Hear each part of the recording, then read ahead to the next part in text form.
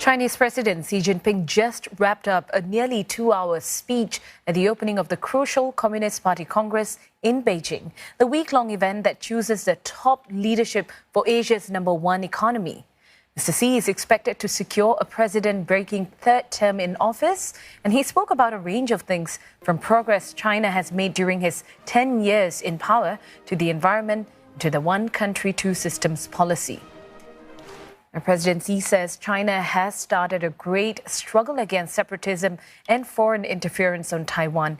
Beijing stepped up military pressure after a visit to the island by U.S. House Speaker Nancy Pelosi in August, a trip that it saw as a major violation of its sovereignty. And since then, the People's Liberation Army has also flown warships and warplanes nearly every day across the de facto dividing line in the Taiwan Strait. 面对台独势力分裂活动和外部势力干涉台湾事务的严重挑衅，我们坚决开展反分裂、反干涉重大斗争，展示了我们维护国家主权和领土完整、反对台独的坚强决心和强大能力。面对国际局势急剧变化，我们保持战略定力，发扬斗争精神，在斗争中维护国家尊严和核心利益。 Well, the Chinese leader's strong words on reunification with Taiwan drew the longest applause so far in the speech, and he said all options are on the table. And for more on this, Olivia Seong joining us now from the Great Hall of the People in Beijing, the venue of the 20th Party Congress of the Chinese Communist Party. Olivia, how has President Xi positioned his vision for China? Any surprises there? Well, Ella, this was a much shorter speech, just lasting for under 2 hours compared to the last speech that Mr. Xi gave at the previous party congress, which was a marathon 3.5 hours. But nonetheless, this was a speech that was extremely wide-ranging. It covered domestic issues as well as the challenges that China faces abroad.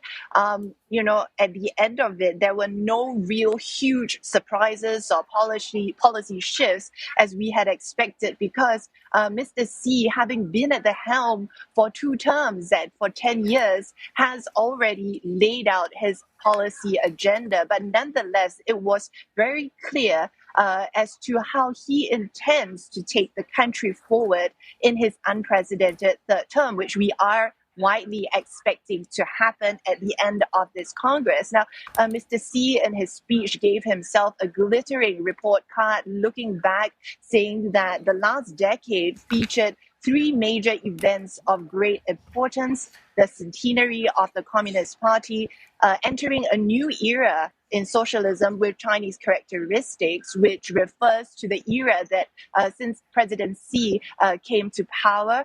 Also, he said that China has achieved the historic task of completing the fight in poverty alleviation, achieving its first centenary goal of building a moderately prosperous society in all respects as well. Now, especially also in the face of the COVID pandemic, Mr. Xi touched on it. He said that China had tenaciously pursued the zero COVID policy and protected people's health and safety to the greatest extent possible and launched an all-out people's war against the virus. Now, there have been many questions as to whether China would shift gears with its zero COVID policy, given that it has taken a huge toll on China's economy. There's been growing frustration as well.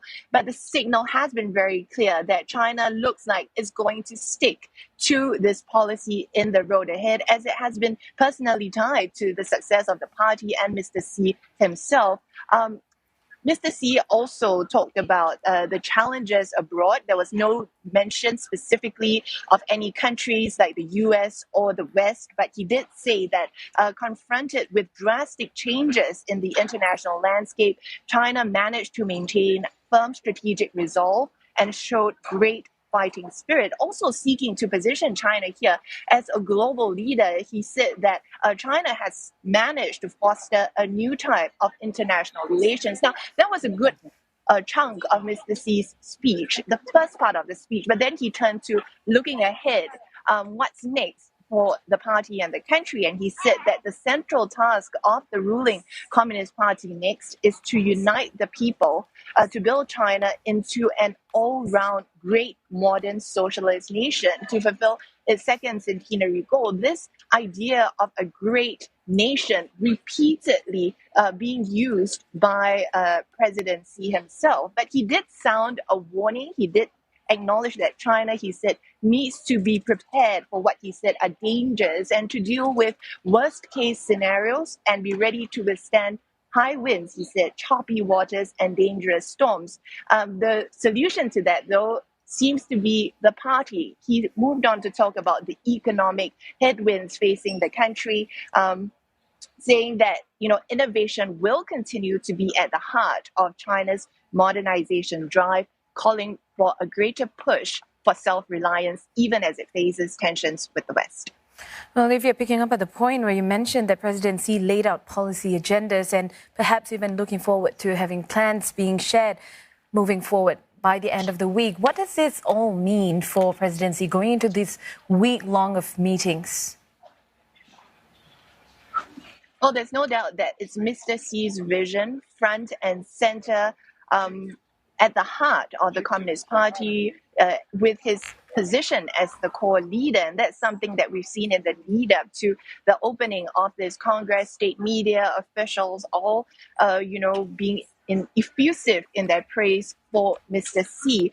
We saw 2,300 delegates in attendance coming from all over the country. We also saw Mr. Xi's predecessors, Hu Jintao, sitting on stage alongside other Chinese leaders. Notably absent was his predecessor, Jiang Zemin, who is 96 years old. He was not present today, as there have been speculations about his health. He was last seen publicly in 2019 at the 70th anniversary of the People's Republic. So that was something that was noteworthy as well. But all focus really is going to be on Mr. Xi in the week ahead. We are expecting an amendment to be made to the Constitution. Analysts are expecting Mr. Xi's political thought and ideology to be elevated to a level that is on par with Mao Zedong, something that no other Chinese leader would have been able to achieve as well. And yesterday at a news conference, the spokesperson for the Congress saying that there had been widespread support for the amendment of the Constitution, even though he was not entirely specific about what it would entail. But we will find out more towards the end of these meetings next weekend. Also, another key thing that we'll be looking out for that will show, Mr. Xi's influence and how much influence he has amassed in his last two terms is the new leadership lineup, the new top decision-making Politburo Standing Committee of the party. Who is going to make the cut and lead China forward? That's all huge things that we'll be looking out for next weekend. Ella? Thank you very much for that. That was Olivia Xiong live at the Great Hall of People in Beijing.